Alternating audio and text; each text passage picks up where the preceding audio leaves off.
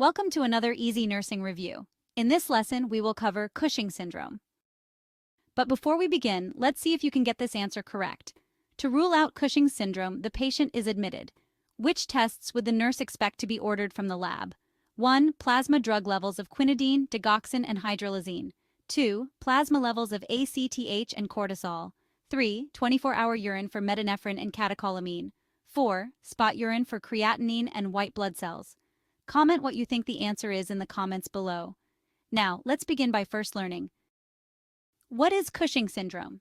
It occurs when either an adrenal tumor, pituitary tumor, or continuous glucocorticoid medication causes the pituitary gland to secrete an excess of ACTH or the adrenal cortex to secrete an excess of glucocorticoids.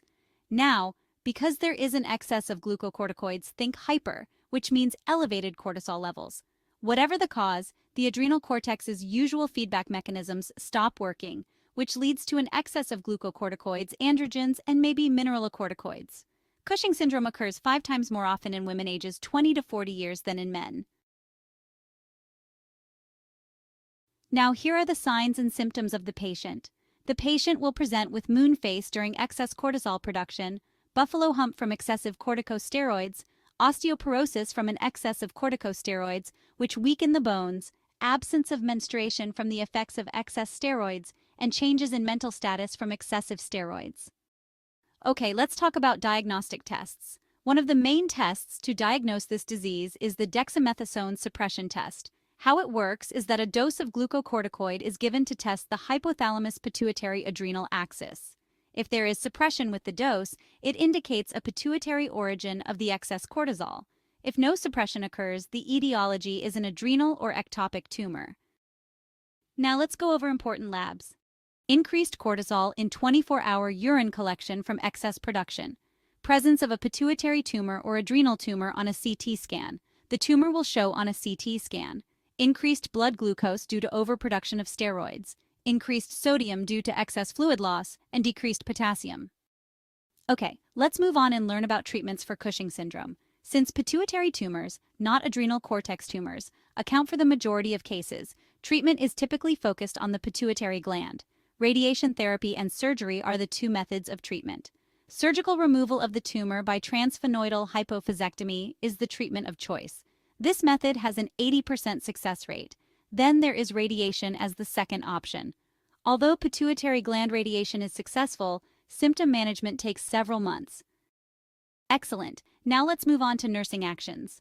The nursing actions include the following: daily weighing of the patient to monitor fluid status, monitoring input and output to ensure adequate hydration, monitoring for glucose and acetone in urine as elevated levels of corticosteroids may produce hyperglycemia, allowing for adequate rest to allow the body to stabilize, and avoiding trauma to the skin because elevated levels of corticosteroids can delay wound healing. So, what are the nursing actions post-surgery? Nursing actions include the following: assisting in early ambulation, deep breathing, coughing to facilitate mucus mobilization and decrease risk for emboli, monitoring incision site for drainage, erythema, and signs of infection. And with nursing action comes patient education. Teach the patient to maintain a high-calorie, high-calcium diet to aid in wound repair and replace calcium. Also, take pain medication as needed. Alright, well, you made it to the end of the video. Back to that question at the very beginning of the video. To rule out Cushing syndrome, the patient is admitted. Which tests would the nurse expect to be ordered from the lab?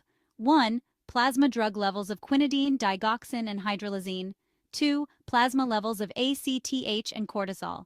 3. 24-hour urine for metanephrine and catecholamine. 4. Spot urine for creatinine and white blood cells.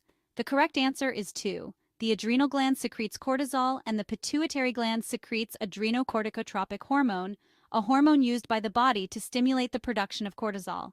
If you got it right, awesome. If not, that's okay, just keep studying.